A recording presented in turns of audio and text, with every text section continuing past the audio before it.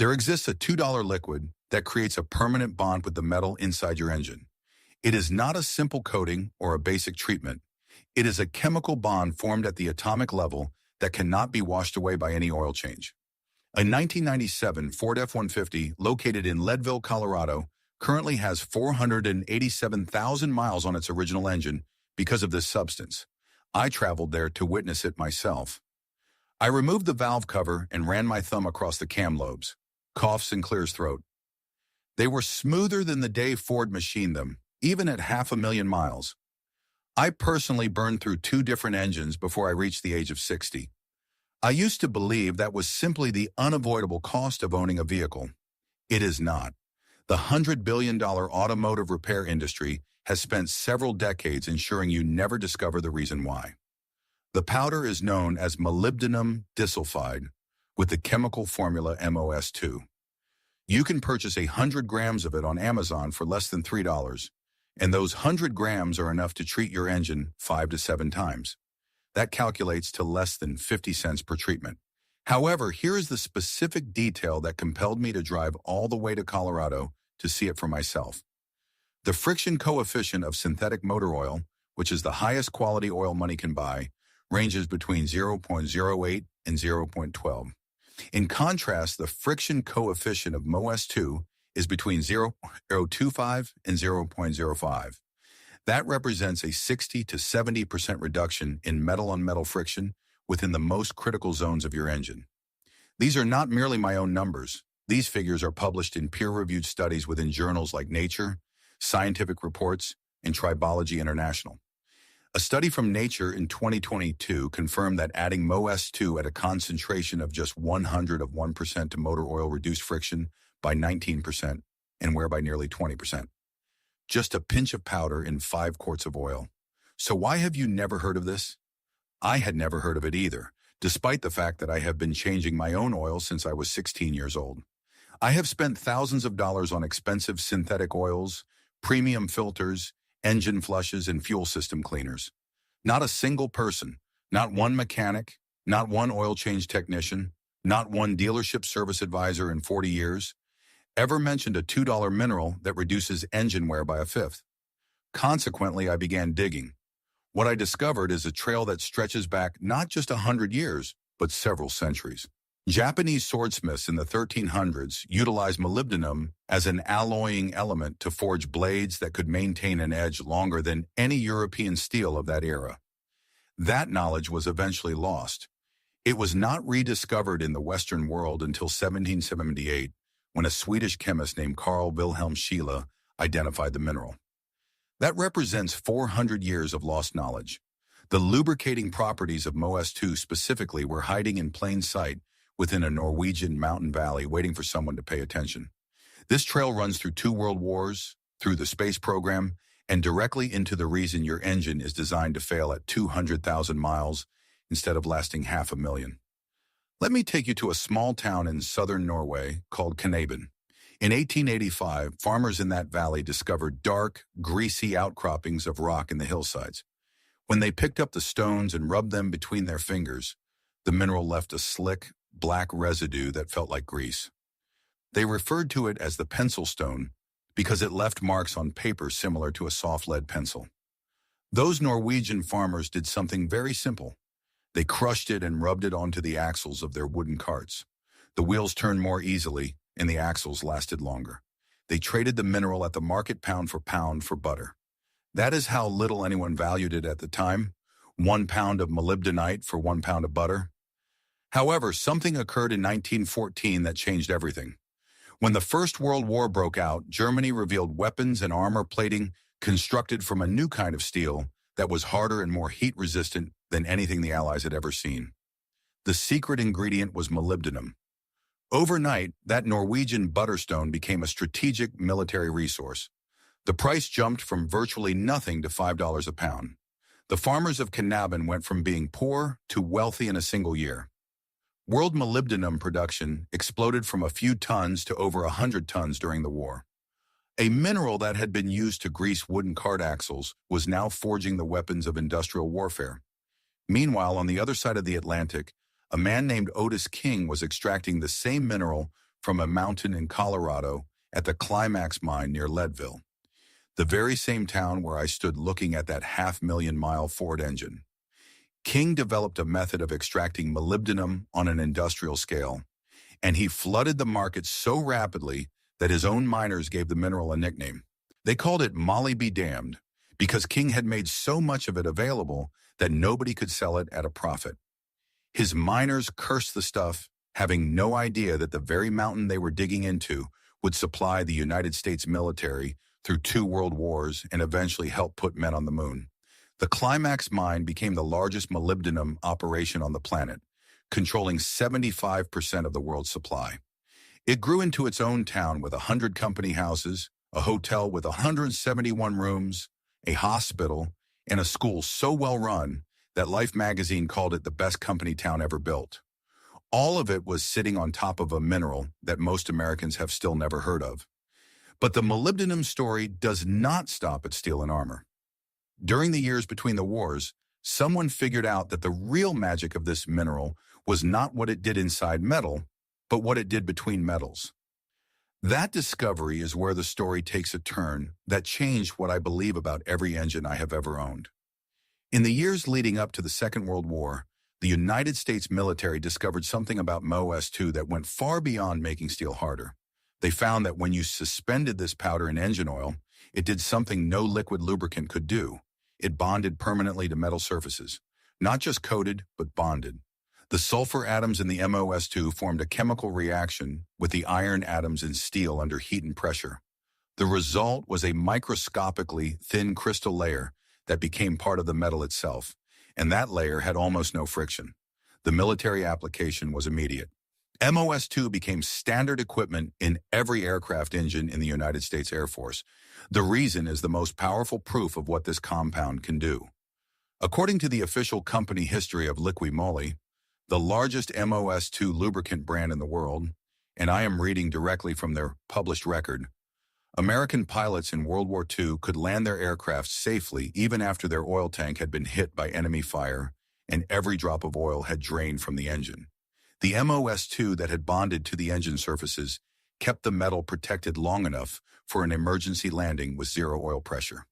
That is not folklore. That is the documented origin story of a billion-dollar company that still sells MOS2 products today. Think about what that means. In 1944, a pilot could lose all his oil at 10,000 feet, and the engine kept running long enough to bring him home because a $2 mineral had fused to the metal and refused to let go. The military value of this compound was so obvious that when Germany invaded Norway in 1940, one of the strategic targets was the mine at Knaben. The Germans stationed 1,000 troops in that tiny mountain town and built anti-aircraft batteries around the mine perimeter. The Allies attempted multiple bombing raids to shut down production because whoever controlled the molybdenum supply controlled a critical advantage in the war. A mineral that Norwegian farmers had traded for butter 50 years earlier now had 1,000 soldiers guarding it. Therefore, I asked myself the question that should bother every person listening to this. If the United States military trusted MOS2 to save pilots' lives 80 years ago, why has no one at your local dealership ever mentioned it to you? The answer is a number, $100 billion. That is the approximate size of the global automotive repair market every single year. Engine repairs alone account for roughly 25% of that total. That means $25 billion a year flows through the system because engines wear out. Before I show you exactly how to use this, I have put together a complete guide covering engines, tools, home systems, and everything they buried. It is in the description. But stay here, because what comes next is the part the repair industry has spent decades making sure you never find. A rebuild costs $3,000 to $6,000, and a new engine costs even more. Every single dollar of that revenue depends on one assumption, that engines are supposed to wear out, and that metal grinding against metal is an inevitable process that no amount of maintenance can fully prevent. MOS2 does not just challenge that assumption, it demolishes it. Here is the detail that keeps me up at night. MOS2 cannot be patented. It is a naturally occurring mineral called molybdenite. It comes out of the ground in Colorado, China, Norway, and Australia. You cannot patent a rock. You cannot monopolize something the earth made. That is precisely why the industry cannot control it directly. They cannot own it, and they cannot restrict it. The only lever they have is making sure you never learn about it. For 40 years, in my case, it worked.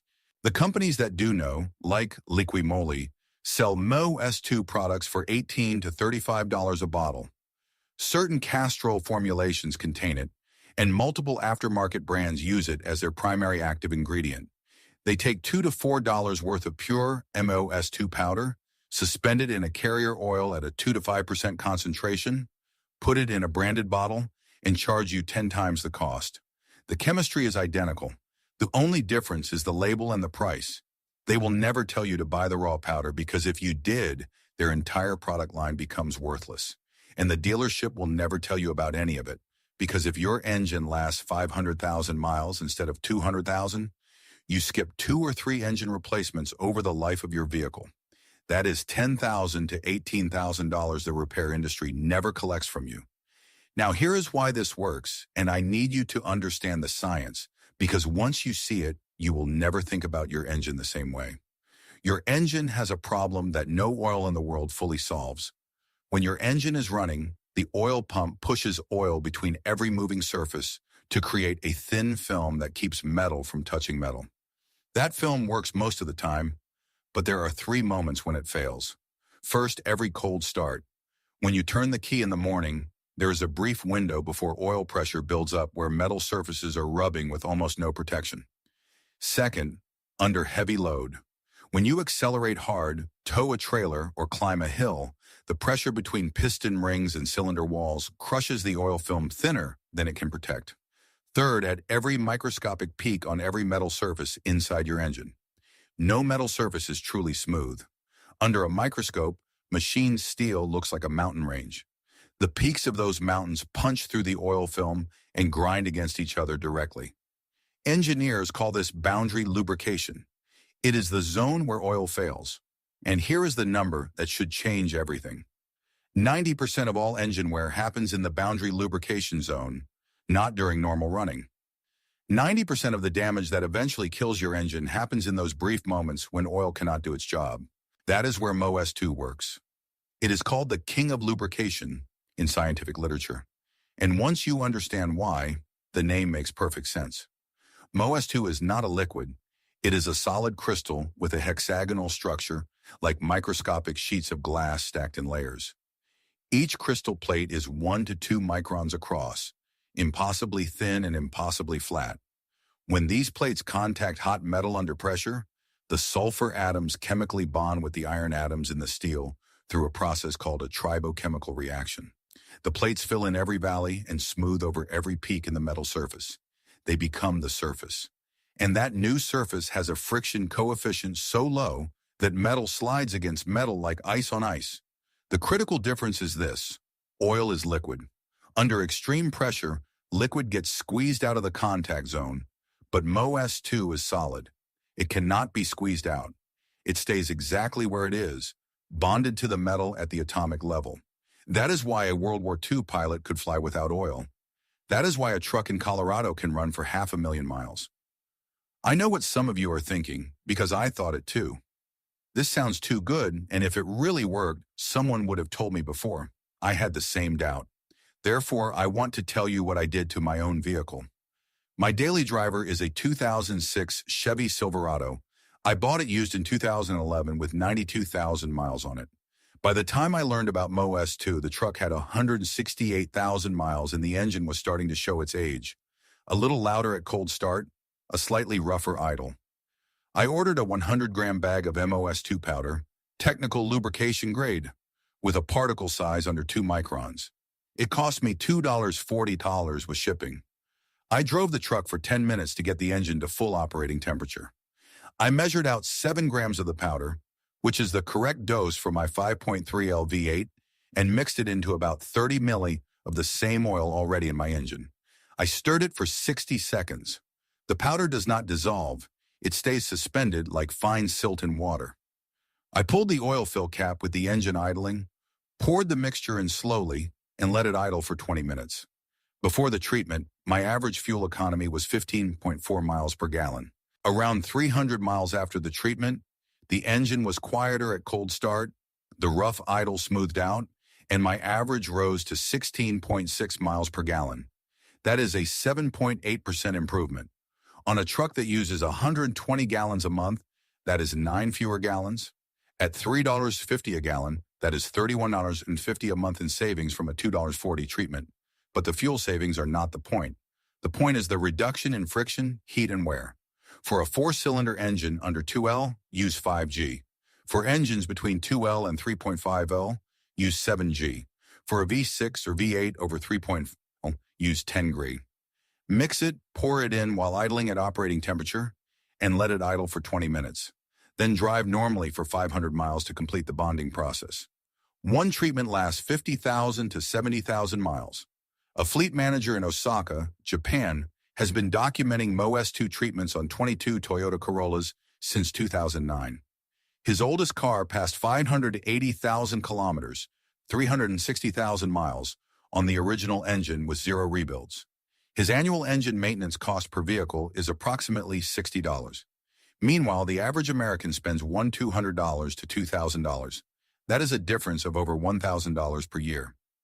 In 1946, NASA, which became NASA, researched MOS2 for extreme environments, leading to its use on the Apollo lunar module landing gear.